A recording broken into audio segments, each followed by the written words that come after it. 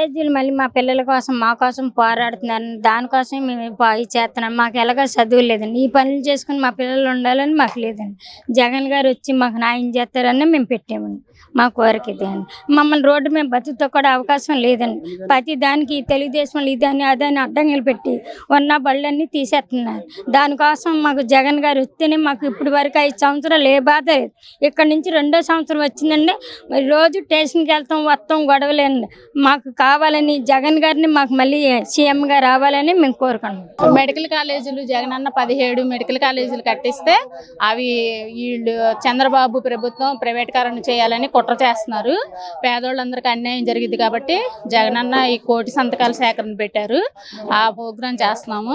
ఈ 1 కోటి సంతకాలు చేపించి గవర్నర్ గారికి ఇస్తే అది ఆగిద్దని మా అందరి అభిప్రాయం.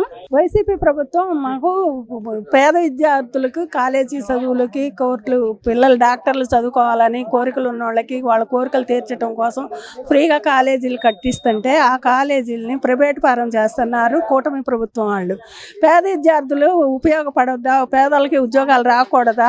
పేదవాళ్ళు చదువుకోకూడదా? పేదవాళ్ళ గురించి చేసినవి వాళ్ళు ప్రైవేట్ పరం చేయటం అది న్యాయం కాదు. పిల్లలందరూ చదువుకోవాలి. మాకు వైసీపీ ప్రభుత్వం కావాలి. మా నాయకుడు మాకు రావాలి. మా నాయకుడు మాకు న్యాయం చేయాలి.